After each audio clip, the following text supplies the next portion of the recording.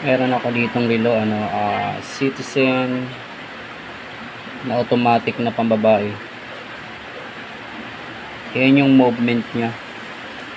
Kaya siya tinawag na automatic. Meron siyang oscillating weight. Itong oscillating weight, ito yung special na balance, nagbabalance sa bigat na nakakonekta sa automatic na movement. Ito yung movement. Oscillating weights na umiikot siya ng malaya. Ganyan. Depende sa galaw ng kamay natin. Oscillating weights is especially balanced weight connected to automatic movement. Ito yung movement that rotates freely with movement of wearers, o yung galaw ng sumusuot yung kamay niya. Oscillating weight is this continuously winds yung umiikot ito. Continuously winds the main spring. Yung main spring yung dito. Yung drum siya na mayroong spiral spring na naka-roll sa loob. Kaya pag umiikot itong oscillating weight, ang mangyayari dyan ay magkakarga siya. Hihilain niya yung main spring. This continuously winds the main springs and keep the watch running without the need for manual winding. Hindi na kailangan siyang isusi. Manual winding, ibig sabihin ng manual winding, yung isususi mo pa siya para umandar. Yun yung sinaunang mga relo, yung manual winding dito. Kaya siya tinawag na automatic watch. Kaya siya tinawag na automatic watch naman, also known as self-winding watch or simply an automatic, is a mechanical watch where naturally motion of the wearer provides energy to wind the main string. Yan yung ito yung oscillating weight, balance weight. Ito yung movement niya, ang tawag dito, automatic siya. Automatic na relo. Also known as self-winding. Okay, ang gagawin ko ngayon ay tatanggalin ko muna tong spring bar dito sa buckles. Yan yung mga piyesa niya, lagay ko sa dyan pa isa-isa. Then iikutin ko tong pinaka yung niya, yung oscillating weight. Ito pang demo ko lang tong automatic na to, Citizen na automatic. Hindi ito yung pinaka proper na pag-disassemble ng movement ng relo. Biglaan lang kasi itong pag-video ko.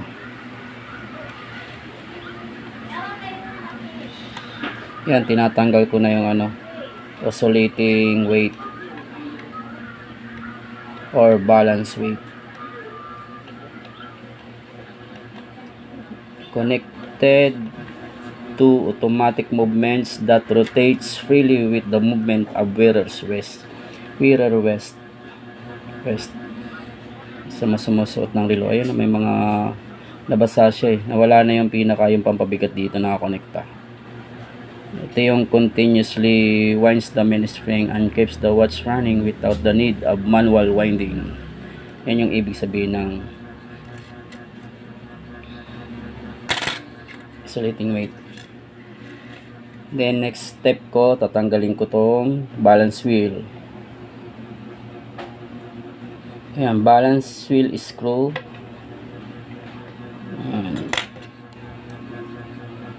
Kailangan guys, maganda yung screw nyo, screwdriver, tweezer. Talagang sobrang ganda ng mga gamit. Itong gamit ko ngayon, lang po ito,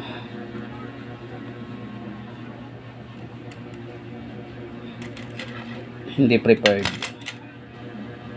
Ipapakita ko lang sa inyo kung anong mga ibig sabihin ng mga pyesa. na nakapaloob sa automatic na relo. Itong balance wheel naman, ito yung it's the brain of the heart of the watch. I repeat, itong balance wheel, it's the brain of the heart of the watch. Sensya na sa ano ko, English kay tinabudlo man. Balance wheel, it's the brain of the heart of the watch of an automatic watch or manual winding watch. Ibig sabihin yung disuse, may balance wheel din doon. Ang ibig sabihin pala ng balance wheel, ito yung it's the brain of the heart of the watch. Yan, gagalawin ko siya, di ba? Ang ibig sabihin ng balance wheel ay it's the time keeping device used in mechanical watches. It is weight wheel that rotates back and forth, being returned towards its center position by a spiral torsion spring known as balance spring of hair spring. Ito yung part na to, ito yung balance wheel, yung kulay gold. Yung hair spring naman, yung sobrang mas manipis pa sa buhok, na naka-spiral din, naka-roll, may distance siya, na meron siyang marami pang pyesa to pag inassemble. Ito yung kabuuan ng balance wheel with hair spring. Balance wheel is the timekeeping device used in mechanical watches. It is weighted wheel that rotates back and forth. Yan. Nagro-rotate siya vice versa. Back and forth. Being returned towards its center's position by a spiral torsion spring known as balance spring of hair spring. Okay. Tatlo na yung nakakalas natin. Ito naman tatanggalin ko yung pallet fork bridge. Itong tinatanggal ko naman pallet fork bridge screw. Sobrang liit na pyesa. Di ba? Sobrang liit ito. Di ba? Halos di na makita Screw 'yan. Pallet fork bridge screw. Siya yung maglalak doon sa bridge. Ito naman yung pallet bridge. Ayan, nakakonekta yung pallet fork.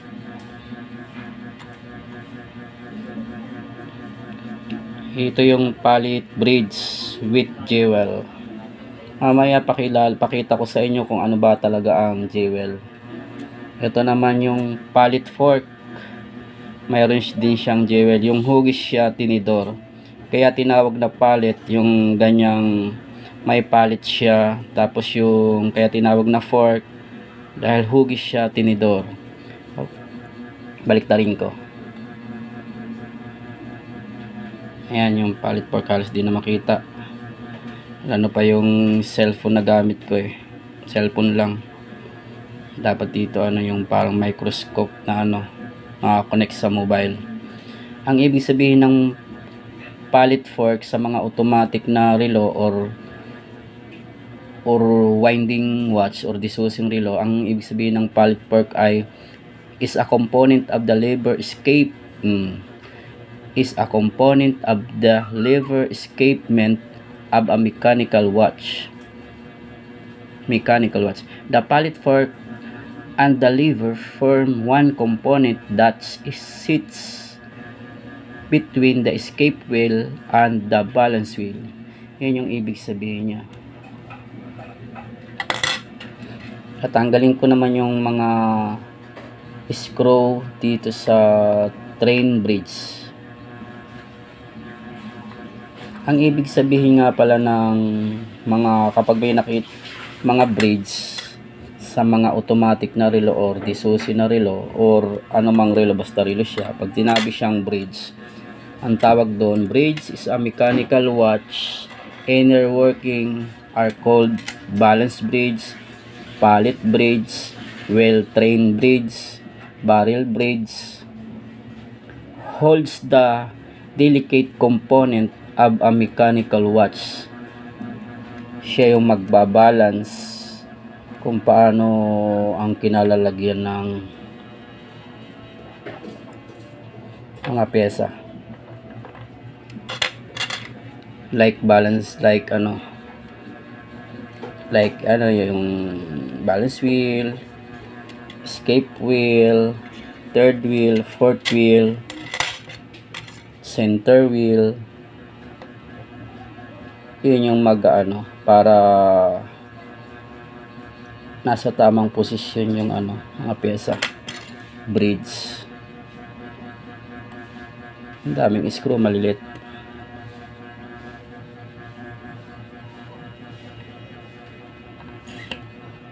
May charge siya.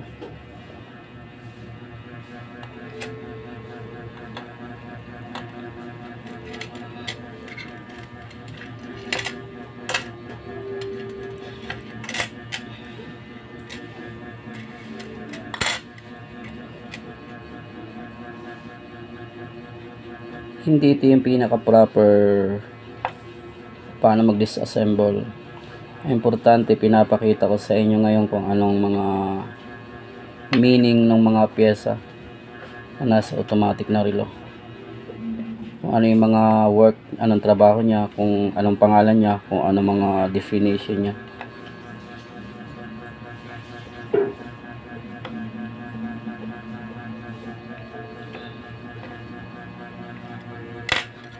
Ayan, sobrang liit, sobra ng mga screw, halos di na makita.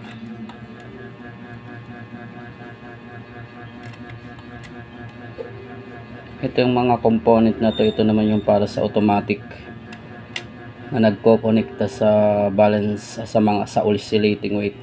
Itong mga tinatanggal ko ngayon na pang ibabaw, component siya ng oscillating weight para madagdag, para hatakin yung main spring sa barrel drum, na yun yung pinaka source ng power. Tatanggalin ko na si train bridge. Ang tawag dito train bridge. Ayan may nagpakakabit pang pyesa. Marami siyang siguro nabasa to, kaya ganon.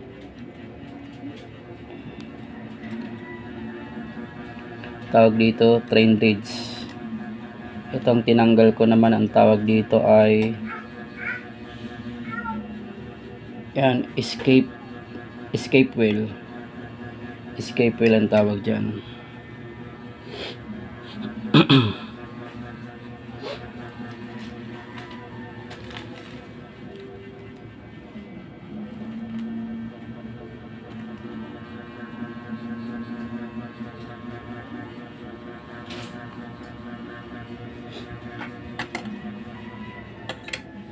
Saan na ba tayo? Ito ang tawag dito, escape wheel. Ang tawag naman, ito po yung sorry. Ito po yung tawag dito ay train bridge. Train bridge. Train bridge. Ito yung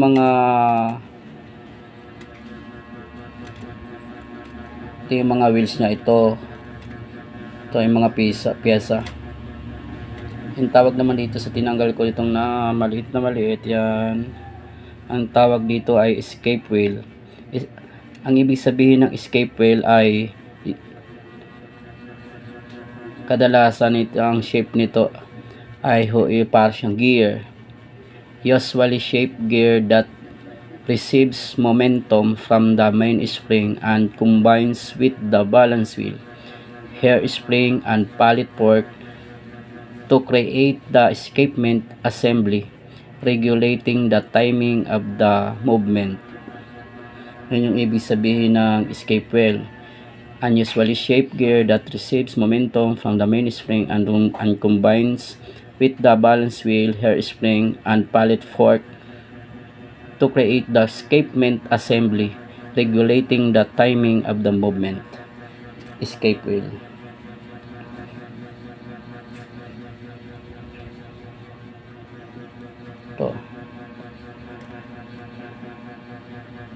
Itong mga wheels na to, ito yung maliliit yan, aliman dito sa dalawa. Kaya nang ibig sabihin ng fourth wheel is usually the wheel upon which is mounted the train wheel between the center and fourth wheel. Ang ibig sabihin naman ng ano ba tayo? Escape wheel. Okay na, tapos na po sa escape wheel. Fourth wheel, third wheel. Ang ibig sabihin ng fourth wheel ay usually the wheel upon which is mounted the second hand. Ang ibig sabihin ng fourth wheel is usually the wheel upon which is mounted the second hand. Third wheel, the train wheel between the center and fourth wheel. Ang ibig sabihin nun, itong mga wheel na to, escape wheel, fourth wheel, third wheel. At tanggalin ko naman si pinion. Parang tubo lang siya. Hindi siya tubo, yung solid siya. May gear yan eh. Lahat ng mga pyesa nito may gear. Pag sinabing gear, yung parang may mga teeth, ngipin. Sa Tagalog, may ngipin siya. Doon kayong ngipin na yun, yung gear na yun, yun yung magko-connect sa mga katabi niyang mga pyesa. Kaya tinatawag siyang yung mga ngipin yan or teeth. May mga bilang din yan. At ito naman yung tawag dito, ratchet wheel. Tawag dito ay ratchet wheel na nasa ibabaw ng complete barrel drum. Ito yung pinaka source ng enerhiya. Barrel drum na nasa loob nito ay main spring. Pakita ko sa inyo kung ano yung nasa loob nito. Yan. Ayan, walang guantes yung kamay ko. Gaya ng sinabi ko, ano lang to, bigla ang video at dinedemo ko lang kung ano mga ibig sabihin ng mga pyesa. Yan, ito yung takip ng barrel drum. Ang nasa loob naman ng barrel drum, ito nasa loob yung spring siya na naka-roll na nasa barrel arbor. Yung nasa gitna naman, yan naman yung tinatawag na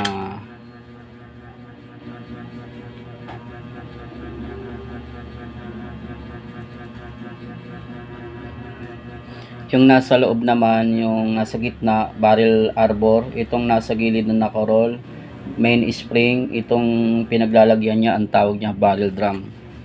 Ayun yung pinaka source talaga ng enerhiya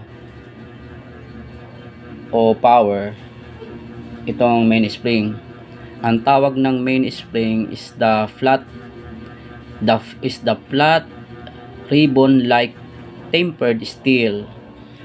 Tempered steel daw siya. Sabihin matibay talaga yan. Flat ribbon like tempered steel spring siya.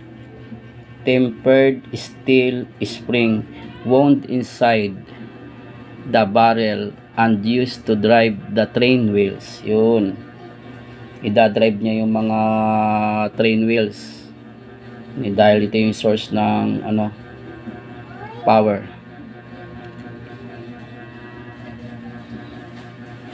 Itatanggalin ko pa itong mga ibang parts niya. Ito yung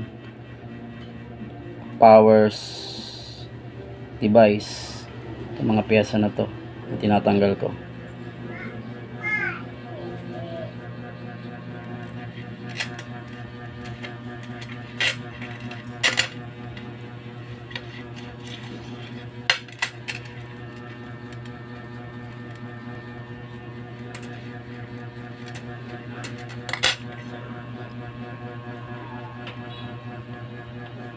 Yan, meron pa siyang natitirang piyesang pang-ilalim. May natitira pa siyang piyesang pang-ilalim dito sa side ng part na nagpapaandar sa relo.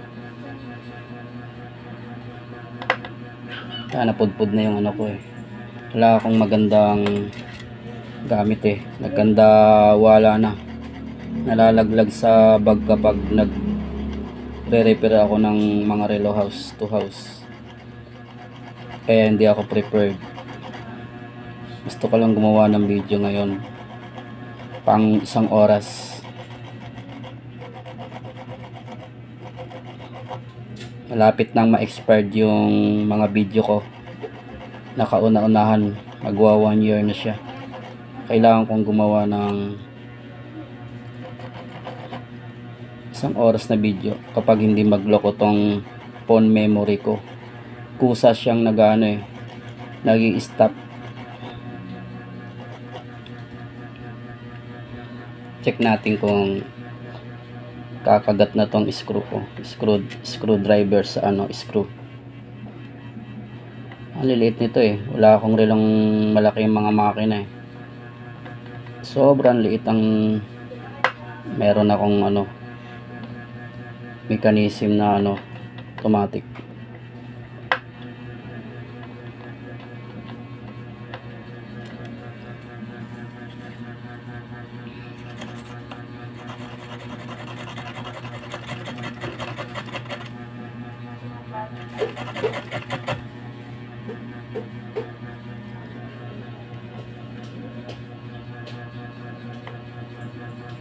Halos na hindi na makita yung mga screw nito eh.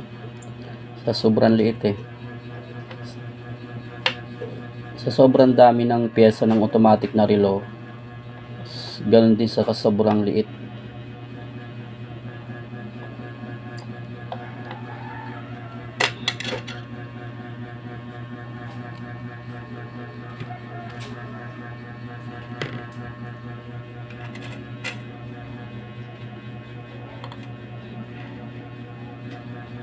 Diba? Ang dami. Ito yung yung center wheel bridge. Tsaka yan, dyan yung kinakabitin niya na. Tanggalin ko naman yung stem. Ito naman yung stem, tinatawag. Stem with crown. Yan.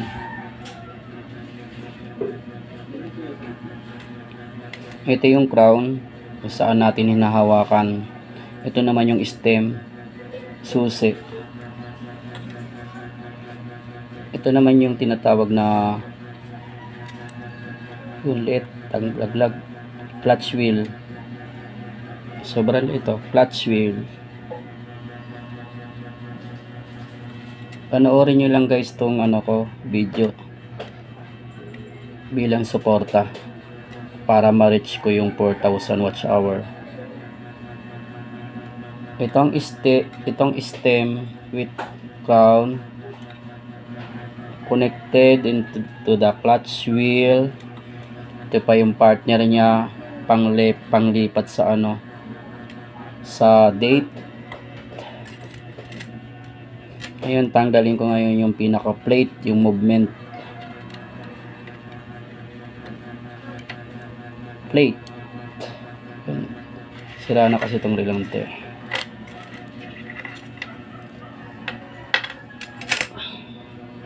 Ito yung second hand,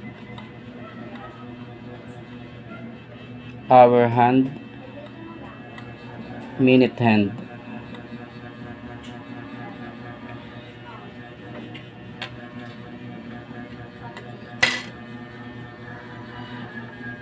Tawag naman dito dial.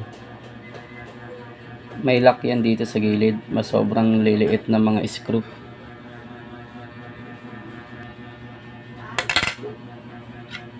Tingnan ko kung mabubuksan ko.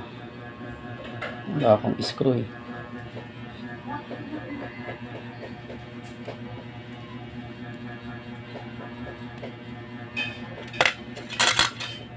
Yan, tatanggalin ko na yung dial. Ang i-disassembly ko naman ngayon ay ang sa dial side. Pag sinabing dial side, yung mga mechanical na nasa parting dial. So it means dito sa part kung saan nakakabit yung mga hour hand, minute hand, second hand, ito yung dial. Ito yung date. Yan, may Sunday, Monday, Tuesday, Wednesday, Thursday, Friday, Saturday. As yung sa gilid naman, yan yung mga petsa. Date 1 hanggang 31.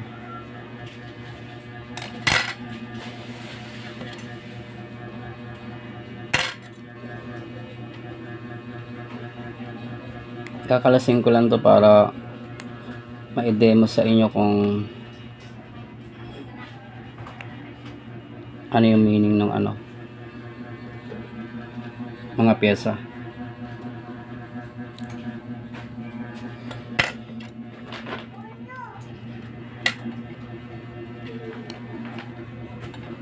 Ay nako, nasira ko na yung relo. Wala kasi ako guys maliit na screwdriver ayun, pinersa ko tuloy. Papakita ko lang kung ayan, nasira ko yung relo, nasira ko yung nasira ko tong day calendar. Kung pagawalan to, yari ako. Buti na lang sa akin. Ngayon, kakalasin ko ngayon yung mga mechanical sa dial side.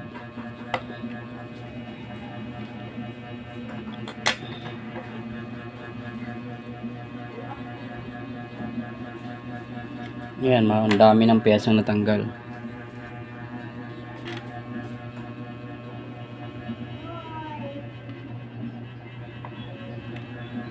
Pansamantala kong pinopost yung video ko habang naka-play. Kasi baka bigla siyang mag-stop ng ilang minutes. Kaya kung mapapansin mo, akala mo putol yung video. Akala nyo po putol yung video. Hindi. Ipinost ko lang saglit tapos ipi-play ko para continuous na mag-play hanggang 1 hour. Sana makisama yung ko.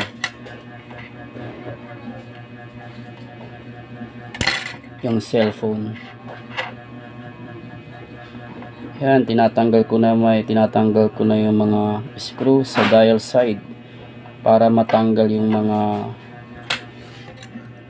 pyesa na nag-ooperate sa oras, sa minuto, sa segundo, at saka sa nag-ooperate sa calendar, date, and day. Yung nagda-drive. Ayan, sobrang liit ng pyesa. Ayan, paubos na ng paubos yung laman ng kakalasin ko lahat to. Stay watch my video. Subscribe nga pala. Subscribe nga pala po ng YouTube channel ko, Lakwatserong Relojero. Subscribe my YouTube channel, Lakwatserong Relojero. Click bell all para lagi kayong updated sa mga bago ko pang videos na i-upload sa aking channel. Ito naman yung tinatawag na tawag dito ay hour wheel. Dito kinakabit yung hour hand. Diyan kinakabit yung hour hand sa hour wheel. Ito yung hour hand. Ito yung hour wheel. Diyan nakakonekta ang hour hand. Ito, sira yung may mga bungal sa paglilipat ng ng calendar. Ito naman yung Cannon pinion. Cannon pinion. Kung sa Cannon pinion, diyan naman nakakabit yung minute hand. Sana next time guys, support my YouTube. Sana next time guys, lalo kong mapaganda yung video ko sa pamamagitan ng pagsuporta nyo sa aking YouTube channel para makabili man lang ng ng magandang camera para lalong kitang-kita nyo yung mga maliliit na pyesa ng relo at mga ibig sabihin, mga definition, kung saan siya, anong sanhi ng paghinto-hinto, anong sanhi kung bakit nalilate, kung bakit humihinto, ano ang sanhi kung bakit nag-a-advance ang mga automatic na relo. Ito yung center wheel. Center wheel. Sa center wheel, diyan naman nakakabit yung cannon pinion. Sa cannon pinion naman, diyan na nakakabit yung minute hand. Ito namang kabuuan na to, ito yung pinaka-plate, pinaka-plato niya. Dito, isasalansan yung mga lahat ng pyesa na makikita nyo dyan. Dito sa plate, ito yung pinaka-plato niya. Marami pa akong tatanggaling pyesa rito. Mamaya guys, ituturo ko sa inyo kung ano nga ba yung tinatawag na jewel. Kung minsan kasi kapag nagpapagawa kayo ng relo, diba, kapag ang relo nyo nag-i-stop na yung automatic na relo nyo nag-i-stop, nalilate or laging panay advance. Kaya naiirita kayo kasi batong relong to nalilate. Pag hindi nalilate siya kasi humihinto. Ngayon, panay advance naman, diba? Sobrang bilis ng oras. Grabing screw to, oh.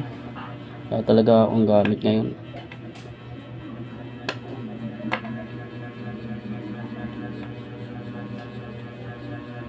Mabuti kumakagat pa to. Dapat kasi pag sa screw ganito maliliit, dapat kapag pag mga piyesang maliliit, dapat maliit din yung screwdriver. Oh, gatungaw na lang, oh. It's very smallest part. It's very smallest parts. Ito yung bridge para sa anong tawag dito sa ano na to, piyesang to, intermediate wheel. Oh, di ba? Liit. Intermediate wheel or minute wheel. Okay. Di ba nasabi ko na kanina yung hour wheel, cannon pinion. Ito naman yung tinatawag na minute wheel. Ayan. Ay mga gear sa mga gilid at sa mga layer niya. Pag sinabing gear, yung teeth, ito naman yung naglilipat sa oras o sa mga sa piyesa para paglipat ng date. Kaya matatanggal ko na kabuuan niya.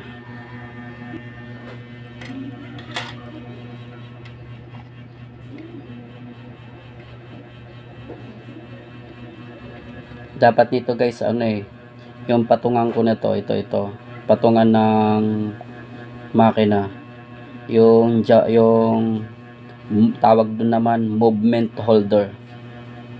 Meron ako nun, kaya lang okay na to. Nahihirapan ako dun kasi gagalaw-galaw. Ginagamit ko dati kapag kadalasan ginagamit yung kung gusto mo hindi ka na yung sa takip ng mga tansan. Yan yung plastic, takip ng soft drinks, bubutasan mo lang sa gitna.